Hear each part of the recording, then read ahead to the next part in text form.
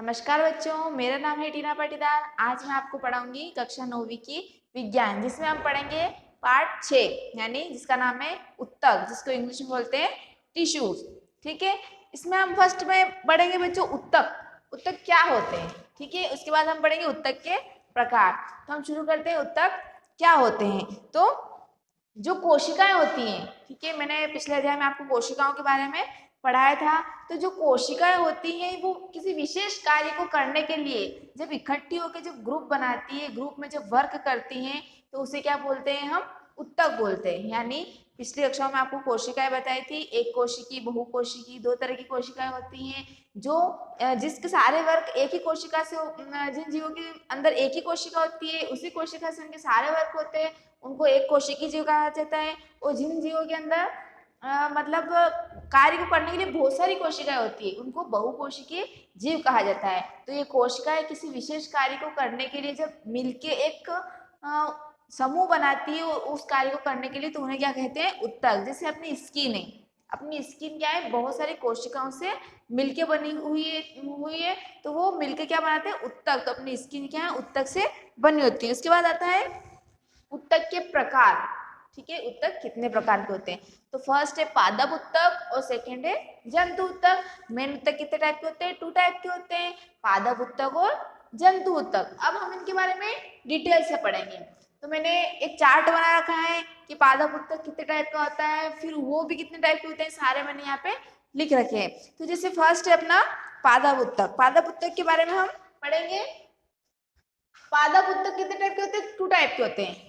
First है विभाज्योत्तक, second है स्थायी उत्तक। यानी पादप उत्तक को भी 2 पार्ट में डिवाइड किया गया है, विभाज्योत्तक और स्थायी उत्तक। तो जैसे बच्चों नाम से ही पता चल रहा है, विभाज्योत्तक यानी विभाजित करने वाला। ठीक है, नाम से हमें शो हो रहा है विभाज्योत्तक यानी जो विभाजित करता है। ठीक है, तो ये भी 3 टाइप का होता है, शीर्षस्थ, पार्श्व और अंतर्विष्ट। शीर्षस्थ, पार्श्व और अंतर्विष्ट। तो मान लो जैसे बच्चों मैं यहाँ आपको एग्जांपल से समझाती हूँ। कोई पेड़ है, ठीक है, ये कोई पेड़ है, इसकी जड़ें हैं और यहाँ पे पत्तियां वगैरह निकली थी। ऐसा अगर कोई पेड़ है, ठीक है, तो इसके विभाजित करता है, क्योंकि ये विभाजित करता है यानी लगातार उनको बड़ा करता जाता है, बढ़ाता जाता है। तो शीर्षस्थ, शीर्ष के ऊपर जहाँ पे जो उत्तक उपस्थित होता है, जो उसको बढ़ाने में मदद करता है यानी इसको लंबा करता है, तो वो क्या कहलाएगा, शीर्षस्थ। क्या कहलाएगा, शीर्षस्थ। इसके बाद आता है पार्श्व। पार्श्व का मतलब होता है नीचे। तो जो जड़ों को बढ़ाता है, ये जड़ें जमीन में बढ़ती जाएगी, जैसे जैसे पेड़ बड़ा होगा जड़ें भी बढ़ती जाएगी। तो नीचे की साइड में कौन सा उत्तक होता है, पार्श्व उत्तक। और अगला आता है अंतर्विष्ट। अंतर्विष्ट का मतलब होता है जो मतलब सेंटर में रहता है, जो जिसकी जगह पत्तियां निकलती है। मान लो यहाँ से टहनी निकल रही है, यहाँ से टहनी पत्ती निकल रही है, तो इन पत्तियों को बढ़ाने में यानी निकालते रहने में, बढ़ा करने में जिस उत्तक की हेल्प होती है वो कहता है, वो रहता है अंतर्विष्ट। तो यानी शीर्ष पे शीर्षस्थ उत्तक उपस्थित होता है और जड़ों में पार्श्व उत्तक उपस्थित होता है और सेंटर में अंतर्विष्ट उत्तक उपस्थित होता है। ये सारे उत्तक पेड़ को लगातार बढ़ाने में मदद करते हैं, कोशिकाओं का लगातार विभाजन होता रहता है। अगला आता है स्थायी उत्तक। ठीक है, तो जैसे बच्चों आप हमने देखा है कि पेड़ हमेशा लाइफ टाइम मतलब जिंदगी भर बढ़ते रहते हैं, लगातार उनमें ग्रोथ होती रहती है। ठीक है, जैसे जंतु है वो एक टाइम के बाद उनकी ग्रोथ स्टॉप हो जाती है, बट जो पेड़ पौधे रहते हैं वो लगातार बढ़ते रहते हैं। कभी कहाँ शाखा निकल रही, कभी नई पत्तियां निकल रही, कुछ ना कुछ उनमें चेंजेस होते रहते हैं। तो उनका विभाजन होता रहता है कोशिकाओं का। जब कोशिका का विभाजन होता है विभोज्योतक से, तो वो कोशिका खत्म हो जाती है। ठीक है, उसकी सारी एनर्जी खत्म हो जाती है, तो वो क्या बनाती है, स्थायी उत्तक बनाती है। क्या बनाती है, स्थायी उत्तक। क्योंकि उनको पेड़ पौधे कभी चलते नहीं, वो एक जगह स्थायी रहते हैं, तो उनको उसमें हेल्प करने के लिए उनके अंदर उत्तक उपस्थित होता है, स्थायी उत्तक। ये भी 2 टाइप का होता है, सरल स्थायी उत्तक और जटिल स्थायी उत्तक। ठीक है, स्थायी उत्तक भी 2 टाइप का होता है, सरल स्थायी उत्तक और जटिल स्थायी उत्तक। तो सरल स्थायी उत्तक को भी हम अच्छे से क्लियर पढ़ेंगे। जैसे एपिडर्मिस के नीचे कोशिकाओं की कुछ परतें होती हैं, जिसे सरल स्थायी उत्तक कहते हैं। ठीक है, एपिडर्मिस रहता है, उसके नीचे कोशिकाओं की एक परत रहती है, उसे हम सरल स्थायी उत्तक कहते हैं। ये 3 टाइप का होता है, पेरेनकाइमा, कोलेनकाइमा और स्केलेनकाइमा। ये सारी कोशिकाएं सिर्फ पेड़ पौधों में ही पाई जाती है, इसलिए हम इस पादप के बारे में पढ़ रहे हैं। तो ये 3 टाइप का होता है, पेरेनकाइमा, कोलेनकाइमा और स्केलेनकाइमा। तो एक एक करके हम पढ़ेंगे कि इनका वर्ग क्या होता है। सबसे आता है पहले पेरेनकाइमा। तो इसकी रचना जैसे मैंने प्याज की झिल्ली बताई थी आपको, वैसी होती है, ठीक है। इस टाइप की चीजें संरचना होती है। मैंने पिछले अध्याय में आपको प्याज की झिल्ली के बारे में पढ़ाया था।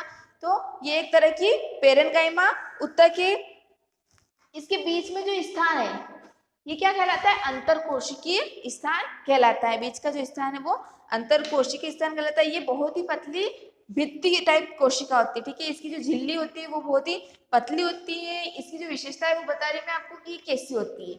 ये झिल्ली जो होती है ये बहुत ही पतली होती है और इनके बीच में बहुत ही ज्यादा रिक्त स्थान होता है।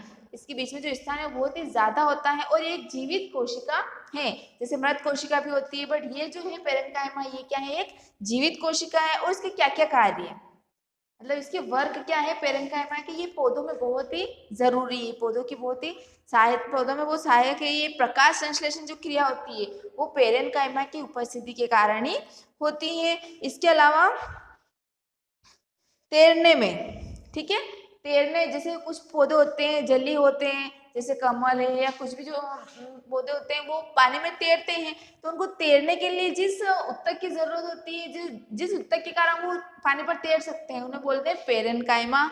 उसके अलावा पोषक पदार्थों का संग्रह, इसके अंदर क्या है, पोषक पदार्थों का संग्रह रहता है जो जरूरत पड़ने पर पेड़ पौधों को जरूरत पूरी करता है। अगला आता है कोलेनकाइमा, ठीक है। अगला अपन पढ़ेंगे कोलेनकाइमा के बारे में।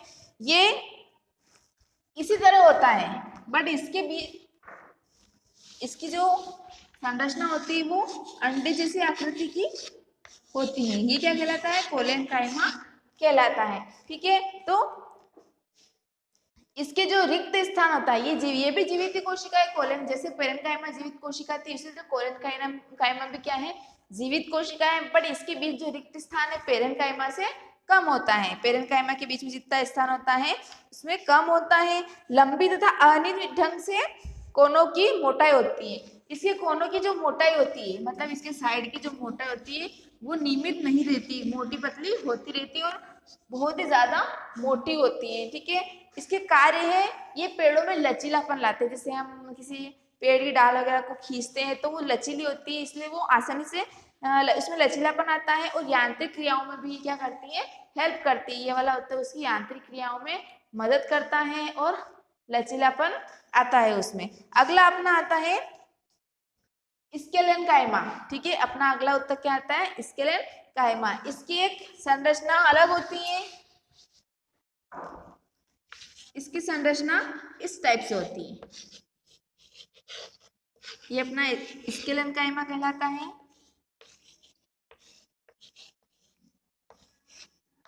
ये कोशिकाओं के बीच एक सीमेंट की तरह वर्क करता है, ठीक है। कोशिकाओं के बीच उसको मजबूती प्रदान करता है। जैसे हम घर बनाते हैं तो सीमेंट का यूज होता है उसको मजबूती देने के लिए, तो उसी तरह स्केलेनकाइमा जो होते हैं वो एक सीमेंट की तरह वर्क करता है। कोशिकाओं के लिए उनको जकड़े रहता है, उनको मजबूती से बांधे रहता है। और ये एक तरह की मृत कोशिका है। जैसे मैंने आपको बताया पेरेनकाइमा और कोलेनकाइमा के बारे में, तो ये जीवित कोशिका है। और ये जो है स्केलेनकाइमा ये एक तरह से मृत कोशिका है। और ये कोशिका लंबी और पतली होती है, ये कोशिका लंबी होती है और बहुत ही पतली होती है। ये कोशिकाओं को दृढ़ता प्रदान करता है। और उसके अलावा इसका जो बीच का स्थान होता है वो बहुत ही आंशिक होता है, यानी बहुत ही कम होता है। जैसे इनके बीच में जो रिक्त स्थान है उनकी तुलना में इसका रिक्त स्थान बहुत ही ज्यादा कम होता है। इसका जो कार्य है वो मजबूती तथा दृढ़ता प्रदान करता है। जैसे मैंने आपको भी सीमेंट के एग्जांपल से बताया, तो इसका वही कार्य है, ये मजबूती और दृढ़ता प्रदान करता है। जैसे नारियल का फल है, वो जितना मजबूत होता है तो उसी तरह उसमें ये स्केलेनकाइमा उपस्थित रहता है जो उसको मजबूती प्रदान करता है, ठीक है। इसी तरह स्थायी उत्तक का अपना एक अगला है जटिल स्थायी उत्तक। ये भी 2 टाइप का होता है, फ्लोएम और जाइलम। तो इसको सबसे अच्छा एग्जांपल याद रखने का बच्चों एक ट्रिक होती है, वो मैं आपको बताऊंगी। फ्लोएम को फल से याद रखेंगे और जाइलम को जल से याद रखेंगे, ठीक है। फ्लोएम को फल से याद रखेंगे और जाइलम को जल से याद रखेंगे। जैसे अगर कोई पेड़ है तो पेड़ की जो जड़ें हैं, ठीक है, पेड़ की जड़ों से पानी, वो जमीन से पानी खींच के जब पौधे के सारे भागों में पहुंचाता है तो जल जल पहुंचाता है पानी यानी जल, तो वो कौन पहुंचाता है? जाइलम। ठीक है, जड़ों से पानी को पेड़ के अलग अलग अलग भागों में पहुंचाने का काम कौन करता है? जाइलम। जल को भेजे तो जल से जाइलम। उसके अलावा जो प्रकाश संश्लेषण की क्रिया होती है, ठीक है, प्रकाश संश्लेषण की क्रिया पत्ती में होती है, यहाँ पर उसका खाना बनता है, तो यानी एक तरह से फल। ठीक है, तो पत्ती से खाना पौधे के सारे भागों में पहुंचाने का काम कौन करता है? फ्लोएम। यानी फल से खाना जा रहा है तो वो काम कौन करेगा? फ्लोएम। तो यानी जाइलम उत्तक जल से जल को पौधे के भागों में पहुंचाता है, और फ्लोएम उत्तक फ्लोएम खाने को पौधे के सारे भागों में पहुंचाता है। इससे आप बहुत अच्छे से इसको याद रख सकते हो। इसके बाद ये अपना पादप उत्तक कंप्लीट हुआ। इसके बाद अपना आता है जंतु उत्तक। ठीक है, सेकंड पार्ट अपना आता है जंतु उत्तक। तो जंतु उत्तक क्या होता है? ये जंतुओं में उपस्थित रहते हैं, जैसे जानवर है, मनुष्य है, सारे में जंतु उत्तक उपस्थित रहता है। और ये कितने टाइप का होता है? 4 टाइप का होता है। ठीक है, फर्स्ट है एपिथेलियम, सेकेंड है संयोजी, थर्ड है पेशी, और 4 है तंत्रिका। तो सबसे अपन पहले पढ़ेंगे एपिथेलियम उत्तक। जंतु के शरीर को ढकने, ठीक है, जंतु के शरीर को ढकने और उसको बाह्य सुरक्षा प्रदान करने के लिए एपिथेलियम उत्तक का यूज किया। एपिथेलियम उत्तक बना होता है, जैसे अपनी त्वचा है, अपना मुंह, नाक, ये क्या अपनी स्किन से ढके रहते हैं, तो बाहर चीजों से इसकी रक्षा होती है। तो इसमें कौन सा उत्तक उपस्थित रहता है? एपिथेलियम उत्तक उपस्थित रहता है। इसके अलावा इसको कितने पार्ट में डिवाइड किया गया है? शल्की, घनाकार, स्तंभाकार, पक्षमापी और ग्रथिल। इस उत्तक को इन पार्ट्स में डिवाइड किया गया है। सबसे पहला आता है शल्की उत्तक। ठीक है, तो कुछ कोशिका ऐसी होती है जिनको दो कोशिकाओं को आपस में चिपकाने के लिए उनके बीच में कोई सा भी पदार्थ उपस्थित नहीं रहता है, ये एक दूसरे से सटी होकर चिपकी रहती है, तो इन्हें हम क्या कहते हैं? शल्की उत्तक कहते हैं। और इसके फलस्वरूप जब भी हम कोई खाना खाते हैं, कुछ भी होता है, तो उसको एपिथेलियम उत्तक से होके गुजरना ही पड़ता है। यानी अगर इनके बीच में कोई भी रिक्त स्थान नहीं है, तो हम खाना खाएंगे, पानी पिएंगे, या कोई भी भोज्य पदार्थ या कोई भी आवश्यक तत्व है, वो इसी कोशिका से होकर गुजरते हैं, जिससे यहाँ से वो अपने शरीर के दूसरे पार्ट्स में डिवाइड हो जाते हैं, यानी अलग अलग पार्ट में इसको ऊर्जा को स्थानांतरण किया जाता है। इसके अलावा अगला अपना आता है घनाकार, यानी अगला आता है घनाकार। तो ये जो होती है वो बहुत ही पतली होती है और घनाभ के आकार की इसकी साइज होती है, तो इसको हम घनाकार कहेंगे। ये बहुत ही चपटी होती है। ठीक है, ये अपने आहार नाल, जो अपने आहार है, जहां से अपना खाना जाता है मुंह के, वहां पर ये उपस्थित रहती है। अगला अपना आता है स्तंभाकार। ठीक है, तो जहां पर अवशोषण और स्त्राव होता है, ठीक है, जहां पे खाने का अवशोषण या भोज्य पदार्थों का अवशोषण होता है और स्त्राव होता है, यानी जैसे रक्त का स्त्राव या तरल चीजों का स्त्राव होता है, तो जैसे आंत का भीतरी स्तर, ठीक है, अपने आंत में भी लगातार स्त्राव चलता रहता है, तो भीतरी जो स्तर है उसका ये स्तंभाकार होता है। इसीलिए हम इसको कोई भी अवरोध पार करने के लिए ये मदद करता है, यानी उस स्त्राव में भोजन के बहाव में कोई अवरोध ना आए, तो इसमें इस कोशिकाओं का उपयोग होता है। इसकी संरचना बाल की जैसी होती है, जैसे बाल जितने पतले होते हैं, तो इसी की संरचना अपने बाल की जैसी होती है। अगला आता है घनाकार एपिथेलियम वृक्कीय नली तथा लार ग्रंथि की नली के अस्तर का निर्माण। ठीक है, लार ग्रंथि के अस्तर के निर्माण में जिस उत्तक का यूज होता है उसे ग्रंथिल उत्तक कहते हैं। उसके बाद अपना आता है संयोजी। ठीक है, संयोजी उत्तक क्या है? तो ये अलग अलग टाइप का होता है। रक्त, अस्थि, उपास्थि, कंडरा, स्नायु, एरियोलर, एपिडोज, ये सारे किसके अंदर आते हैं? संयोजी उत्तक क्या आते हैं? सबसे पहले आता है रक्त। जैसे रक्त के बारे में बच्चों सबको पता है, रक्त क्या होता है? वो अपने शरीर में उपस्थित लाल कलर का एक तरल होता है, जो खाने को इधर उधर, खाने के पोषक तत्वों को इधर से उधर पहुंचाता है, पानी के पोषक तत्वों को इधर से उधर पहुंचाता है। ये प्लाज्मा का बना होता है, रक्त जो है प्लाज्मा का बना होता है। उसमें भी दो अलग अलग कोशिका होती है, लाल रक्त कणिका होती है, श्वेत रक्त कणिका होती है, प्लेटलेट्स का ये बना हुआ होता है। ये अपने हार्मोन्स और उत्सर्जी पदार्थों को एक स्थान से दूसरे स्थान तक पहुंचाता है। सबसे पहले आता है अपना अस्थि संयोजी। ठीक है, सबसे पहले क्या आता है?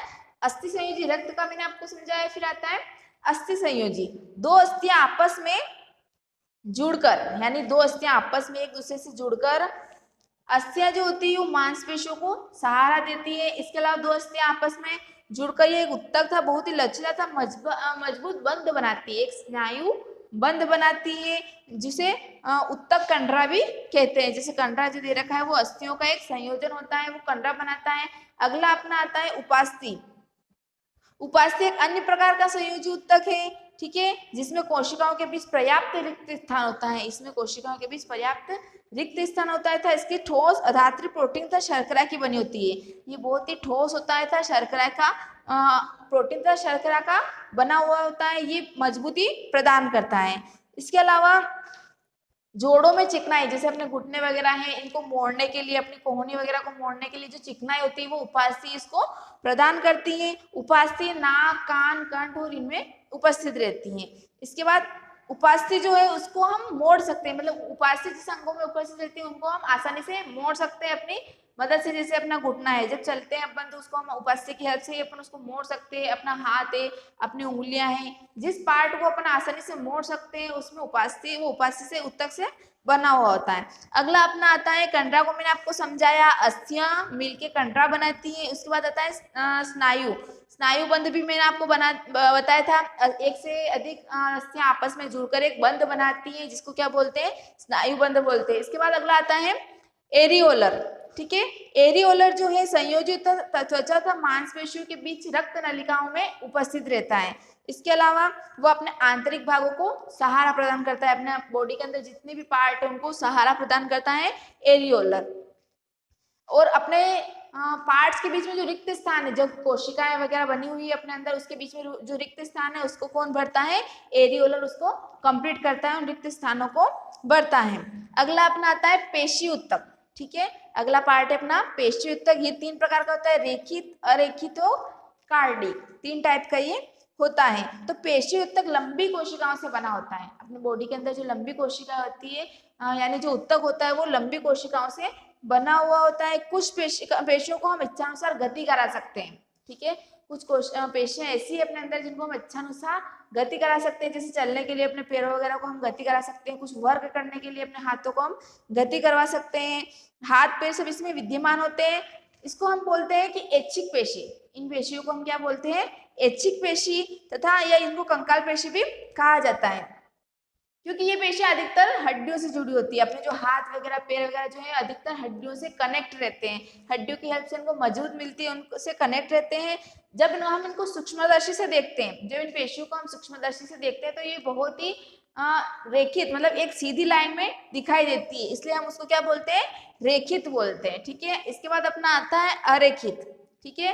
अरेखित, जब सूक्ष्मदर्शी से देखते हैं इन पेशियों को हम, कुछ पेशियां ऐसी होती है जिसका वर्क ऑटोमेटिकली नहीं होता, जो हम अपनी इच्छा से, जिनको हम नहीं करवा सकते। जैसे हम खाना खाते हैं तो खाने को आहार नाल से हम अपनी मर्जी से नहीं उतार सकते, वो ऑटोमेटिक होती है, वो अपने हाथ में नहीं रहता है। तो ये सारे जो चीज, जो क्रियाएं अपने हाथ में नहीं रहती है, जो पेशियां अपने हाथ में नहीं रहती, जिनके ऊपर हम अपनी मर्जी से वर्क नहीं कर सकते, वो अनैच्छिक कहलाती है, अनैच्छिक क्रियाएं कहलाती है, अनैच्छिक पेशियां कहलाती हैं। जब उनको सूक्ष्मदर्शी से देखते हैं तो वो रेखित नहीं होती है, उनका अलग ही अपना एक आकार होता है, उन्हें कहते हैं अरेखित। जैसे आहार नाल, श्वास नली, मूत्र वाहिनी, फेफड़े, ये सब काय की बनी होती है, अरेखित उत्तक की बनी होती है। इसके बाद अपना आता है कि हृदय की पेशियां, ठीक है। अपने हृदय की पेशियां, हृदय लगातार सांस, उसके अंदर से हवा आती जाती रहती है, वो लगातार संकुचन करता रहता है, लगातार संकुचित होता रहता है, वो ऑटोमेटिक होता है, वो अपने हाथ में डिपेंड नहीं है। हम ऐसा नहीं कर सकते कि अपने हाथ में, जब अपन हृदय की गति तेज कर सके, धीमा कर सके, ये अपने हाथ में नहीं होता है। तो वो काय का बना होता है, कार्डिक उत्तक का बना होता है, वो उसका स्वयं संकुचन ऑटोमेटिकली होता है। अगला आता है तंत्रिका उत्तक, ठीक है। अपना लास्ट पॉइंट आता है तंत्रिका उत्तक। तो सभी कोशिकाओं के उत्तेजना के अनुकूल प्रतिक्रिया होती है, ठीक है। यानी कुछ क्रिया अपने बॉडी के अंदर ऐसी है जो बहुत ही शीघ्र उत्तेजित होती है, ठीक है। वैसे ही तंत्रिका कोशिका भी बहुत ही जल्दी उत्तेजित हो जाती है, और उत्तेजित होकर ये सारे जो अपने माइंड से अपने संदेश है बॉडी के, वो इधर से उधर फटाफट पहुंचा देती है। तो ये विशेषकर माइंड यानी दिमाग की उपस्थित रहती है। अपना जिस दिमाग का निर्माण होता है वो तंत्रिका कोशिका से ही होता है, जिससे वो जल्दी से अपने अंदर जो भी उत्तेजना आती है, यानी हमें कहीं चोट लग जाती है या फिर कहीं पेन, दर्द महसूस होता है, तो वो उस उत्तेजना को जल्दी से दिमाग तक पहुंचा देती है, उसके इंस्ट्रक्शन पहुंचा देती है। तो ये बहुत ही ज्यादा उत्तेजित होती है। ये केंद्रक और कोशिका द्रव्य उन सभी चीजों से बनी होती है। जैसे दूसरी कोशिकाएं बनी होती है, तो तंत्रिका कोशिका भी सेम उन्हीं चीजों से बनी हुई होती है। तंत्रिका उत्तक कोशिकाओं को तंत्रिका कोशिका के साथ न्यूरॉन भी कहा जाता है ये पतले बालों जैसी शाखाएं निकालती हैं, यानी इसके अंदर पतले बालों जैसी शाखाएं उपस्थित रहती हैं जो बहुत ही पतली होती है, जिन्हें सूक्ष्मदर्शी से ही देखा जाता है। इसके अलावा ये 1 मीटर तक लंबी होती है, ठीक है।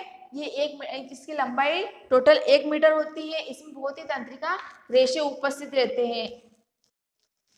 ये सारे रेशे मिलकर ही तंत्रिका उत्तक का निर्माण करते हैं। तो अपने दिमाग के अंदर जो भी इंस्ट्रक्शन वगैरह जाते हैं वो इस तंत्रिका उत्तक की हेल्प से ही जाते हैं, ठीक है। अपना चैप्टर यहीं समाप्त होता है। जो भी मैंने आज चैप्टर आपको क्लियर किया है, उम्मीद करती हूँ आपको अच्छे से समझ में आया होगा। ओके, अगर हमारा चैनल अगर हम आपको हमारे वीडियोस समझ में आ रहे हो, अच्छे लग रहे हो, तो उनको लाइक और सब्सक्राइब जरूर कीजिएगा। Okay, thank you.